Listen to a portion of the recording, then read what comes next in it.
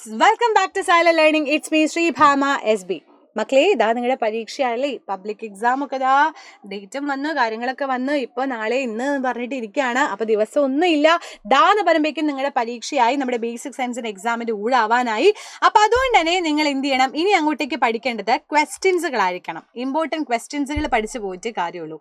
അപ്പോൾ ഇന്ന് മിസ് വന്നിട്ടുള്ളതും നിങ്ങൾക്ക് വളരെ യൂസ്ഫുൾ ആകാൻ പോകുന്ന ഒരു കാര്യമായിട്ട് തന്നെയാണ്.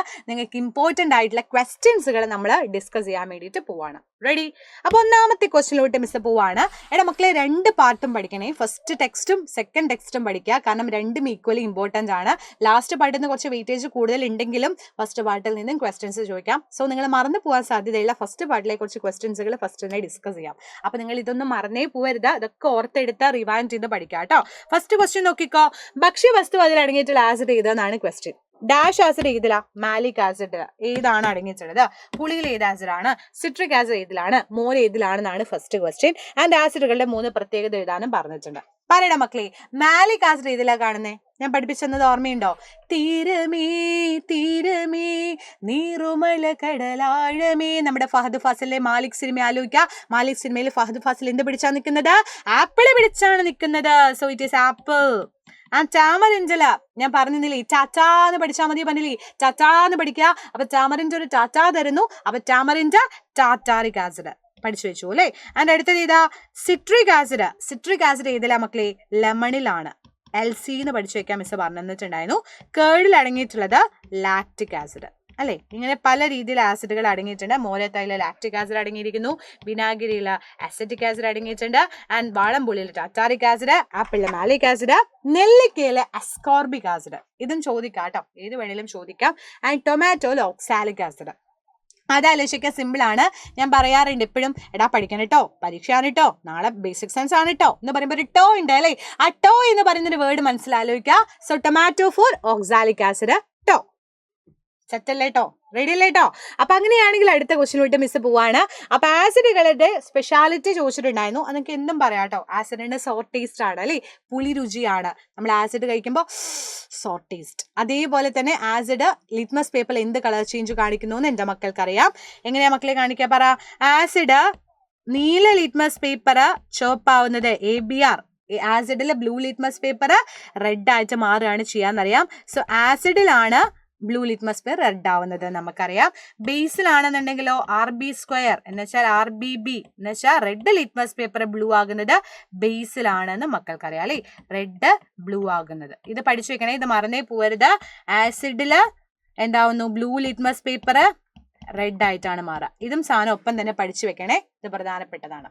റെഡി? അങ്ങനെയാണെങ്കിൽ അടുത്ത ക്വസ്റ്റ്യനെ, അടുക്കളയിൽ അച്ചാർ ലോഹപാത്രങ്ങളിൽ സൂക്ഷിക്കുന്നത് കണ്ടു, ഇത് ശരിയാണോ എന്ന് ചോദിച്ചിട്ടുണ്ട്. And name 2 acid in the ലബോറട്ടറിയിൽ യൂസ് ചെയ്യുന്ന 2 ആസിഡുകളുടെ പേരും ചോദിച്ചിട്ടുണ്ട്. എടാ, അടുക്കളയിൽ ആസിഡ് എന്തായിട്ടാ വെക്കുന്നത്? മെറ്റലിൽ വെച്ചു എന്ന് പറഞ്ഞു. അത് നടപടിയാവോ? ആസിഡും മെറ്റലും തമ്മിൽ എങ്ങനെയാ? ഇങ്ങനെയാ. ആസിഡും മെറ്റലും കൂടെ പെട്ടെന്ന് കയറി അങ്ങ് റിയാക്ട് ചെയ്യും അല്ലേ. So when acid react with metal എന്ത് പ്രൊഡ്യൂസ് ചെയ്യുന്നു? ഹൈഡ്രജൻ എന്ന് പറയുന്ന ഫ്ലാമബിൾ ആയിട്ടുള്ള പോപ്പ് സൗണ്ട്. ഇങ്ങനെ കാണിക്കുന്ന എന്താ? പോപ്പ് സൗണ്ട് അല്ലേ. പോപ്പ് സൗണ്ടോട് കൂടിയിട്ടുള്ള ആളാണ് അവിടെ പ്രൊഡ്യൂസ് ചെയ്യുന്നത്. അപ്പൊ ആസിഡുകൾ ലോഹമായിട്ട് പ്രവർത്തിക്കുമ്പോൾ ഹൈഡ്രജൻ ഗ്യാസ് പ്രൊഡ്യൂസ് ചെയ്യുന്നത് കൊണ്ട് തന്നെ കത്തുന്ന പുഷ്പ ഫയർ വരുന്ന ആളായതുകൊണ്ട് തന്നെ നമുക്ക് എന്ത് ചെയ്യാൻ പറ്റില്ല? മെറ്റൽസിൽ ഒരിക്കലും സൂക്ഷിക്കരുത്. അതുകൊണ്ടാണ് നമ്മൾ അച്ചാറുകളും കാര്യങ്ങളും നമ്മൾ ചില്ല് പാത്രത്തിൽ സൂക്ഷിക്കുന്നത്. ഉപ്പിലിട്ട മാങ്ങ ആൻഡ് ഉപ്പിലിട്ട നെല്ലിക്കൊക്കെ എപ്പോഴെങ്കിലും നിങ്ങൾ കണ്ടിട്ടുണ്ടോ? മെറ്റലിന്റെ നല്ല സ്വർണ്ണ പാത്രത്തില്, ചെമ്പിന്റെ പാത്രത്തിലൊക്കെ എടുത്തു വെക്കുന്നത് കണ്ടിട്ടുണ്ടോ? ഉണ്ടാവില്ല. റീസൺ എന്ന് പറയുന്നത് ഇതാണ്. ആസിഡുകൾ മെറ്റൽസുമായിട്ട് നന്നായിട്ട് റിയാക്ട് ചെയ്യും. റിയാക്ട് ചെയ്തിട്ട് ഹൈഡ്രജൻ ഗ്യാസ് പ്രൊഡ്യൂസ് ചെയ്യുന്നത് കൊണ്ടാണ് അച്ചാറുകൾ ലോഹപാത്രങ്ങളിൽ സൂക്ഷിക്കാത്തതും ആൻഡ് തൈര്, മോര് എന്നിവ കറികൾ ചേർത്തിട്ടുള്ളവ മൺപാത്രത്തിൽ ഉപയോഗിക്കുന്നതും എർത്തൺ പോട്ടിൽ, എർത്തൺ വെസൽസിൽ നമ്മൾ കുക്കിംഗ് ഡിഷസ് യൂസ് ചെയ്യുന്നതും ഒക്കെ അതുകൊണ്ടാണെന്ന് പറയാൻ വേണ്ടിയിട്ട് പറ്റും. ഓക്കെ ആണല്ലോ. ആ ലബോറട്ടറിയിൽ യൂസ് ചെയ്യുന്ന ആസിഡുകൾ ചോദിച്ചു. ഏത് എൻ്റെ മക്കൾക്ക് എഴുതാം? HCl ഉണ്ട്, H2SO4 ഉണ്ട്, നൈട്രിക് ആസിഡ് ഉണ്ട്, HNO3 ഉണ്ട്. അങ്ങനെ ഏത് വേണേലും എഴുതി വെക്കാം. Hydrochloric acid HCl, nitric acid HNO3, sulphuric acid H2SO4, ഏത് വേണേലും എഴുതി വെക്കാം. ഇതൊക്കെ വീര്യം കൂടിയിട്ടുള്ള സ്ട്രോങ് ആയിട്ടുള്ള ആസിഡുകളാണെന്ന് പറയാൻ വേണ്ടി പറ്റും. റെഡി? അടുത്ത ക്വസ്റ്റ്യൻ, നമ്മുടെ ശരീരത്തിനകത്ത് ആസിഡ് ഉണ്ടെന്നും ഇത് അധികമായാൽ രോഗമുണ്ടാകുമെന്നും രാജു രാമുവിനോട് പറഞ്ഞു. ഇത് ശരിയാണോ? Raju told Ramu that there is an acid inside the body. When the amount of acid increases, it can causes decreases. It can cause diseases. Is a statement correct or not എന്ന് ചോദിച്ചിട്ടുണ്ട്. എന്താണ് അവസ്ഥ? നമ്മുടെ ബോഡിയുടെ അകത്ത് എന്തുണ്ടെന്ന് നിങ്ങൾക്കറിയാം. നമ്മുടെ ബോഡിയുടെ അകത്ത് ഈ ഫുഡ്, നമ്മൾ കഴിക്കുന്ന മന്തി, നമ്മൾ കഴിക്കുന്ന ബിരിയാണി ഒക്കെ ഡൈജസ്റ്റ് ചെയ്യാൻ വേണ്ടിയിട്ട് HCl എന്ന് പറയുന്ന ഹൈഡ്രോക്ലോറിക് ആസിഡ് ഉണ്ടെന്ന് നമുക്കറിയാം. അപ്പൊ നമ്മൾ കഴിക്കുന്ന ഒക്കെ ദഹിപ്പിക്കുന്നത് നമ്മുടെ HCl ചേട്ടനാ. പക്ഷെ എന്താ വിഷയം എന്നറിയോ? പല സമയത്തും ഈ അസിഡിറ്റി എന്ന് പറയുന്നൊരു സാധനം നിങ്ങൾ കേട്ടിട്ടുണ്ടായിരിക്കും. എന്ന് വെച്ചാൽ ഭയങ്കര നെഞ്ചരിച്ചില്, ഭയങ്കര പുളിച്ചതീട്ടല്, അതുപോലെ തന്നെ ഭയങ്കര മലബന്ധം പോലെയൊക്കെ ഫീൽ ചെയ്യുന്ന സമയത്ത് അസിഡിറ്റി വന്നു എന്ന് നിങ്ങൾ കേട്ടിട്ടുണ്ടായിരിക്കും. ഈ അസിഡിറ്റി എന്ന് പറയുന്ന സാധനം HCl എന്ന് പറയുന്ന സാധനം കൂടുതലായിട്ട് പ്രൊഡ്യൂസ് ചെയ്യുകയാണെന്ന് വിചാരിച്ചോ. കൂടുതലായിട്ട് HCl വരികയാണെങ്കിൽ ഉണ്ടാകുന്ന ബുദ്ധിമുട്ടുകളാണ് നമ്മൾ പറഞ്ഞ abdominal pain, heart pain, nausea, constipation എന്ന് പറയുന്ന സിംറ്റംസ്. ഇതിനെയാണ് അസിഡിറ്റി എന്ന് പറയാം. ഈ അസിഡിറ്റി വരുന്ന സമയത്ത് നമുക്ക് കഴിക്കാൻ പറ്റുന്ന ഒരു ഡോക്ടർ പ്രിസ്ക്രൈബ് ചെയ്യുന്ന സാധനമാണ് ആന്റാസിഡ്. എന്താണ്? ആന്റാസിഡ്. അത് എന്തിനു വേണ്ടിയിട്ട് ഉപയോഗിക്കുന്നത്? HCl അല്ലേ കൂടിയത്. HCl കൂടിക്കഴിഞ്ഞാൽ ഒരു ബേസ് വരണം, അത് ന്യൂട്രലൈസേഷൻ ചെയ്യാൻ അഥവാ നിർവീര്യമാക്കാൻ വേണ്ടിയിട്ട്. അപ്പൊ നമ്മുടെ ബോഡി ഒന്ന് സെറ്റ് ആവേണ്ടേ? നമുക്ക് ഈ വയറുവേദന പിടിച്ച് നടന്നാൽ മതിയോ? അപ്പൊ അതിന് വേണ്ടിയിട്ട് അന്റാസിഡ് എന്ന് വെച്ചാൽ അന്റാസിഡിനകത്ത് ബേസുകളാണ് ഉള്ളത്. അപ്പൊ ബേസുകൾ അടങ്ങിയിട്ടുള്ള മിൽക്ക് ഓഫ് മെഗ്നീഷ്യ ഒക്കെ പോലെയുള്ള ബേസുകളാണ് അടങ്ങിയിട്ടുള്ളത്. അത് ഇതുമായിട്ട് കൂടി ചെന്ന് ന്യൂട്രലൈസ് ചെയ്തിട്ട് നമ്മുടെ പ്രശ്നങ്ങൾ തീർക്കും. അതിന് വേണ്ടിയിട്ടാണ് ഡോക്ടേഴ്സ് അസിഡിറ്റി വരുന്ന സമയത്ത് അന്റാസിഡുകൾ പ്രിസ്ക്രൈബ് ചെയ്യുന്നത് കേട്ടോ. ആന്റാസിഡുകൾ അതും പഠിച്ചു വെക്കുക, ഇമ്പോർട്ടൻ്റ് ആണ്. സെറ്റ്. അപ്പൊ അടുത്ത ക്വസ്റ്റ്യൻ. നിത്യജീവിതമായി പല സന്ദർഭത്തിൽ നാം ഉപയോഗിക്കുന്ന സംവിധാനങ്ങളാണ് താഴെ കൊടുത്തിട്ടുള്ളത്. ഇതിൽ ഒറ്റപ്പെട്ടത് ഏത്? There is some pictures of the system in many situations in our daily life. Identify the odd one. ഇതിൽ ഏതാ? ബാറ്ററികളും സെല്ലുകളും സോളാർ പാനലും ഒക്കെ നിങ്ങൾക്ക് തന്നിട്ടുണ്ട്. ഏതാണ് മക്കളെ ഓഡ് വൺ ആയിട്ട് വരാ? ദോണ്ട് നിൽക്കുന്നു. ഇതെന്താ?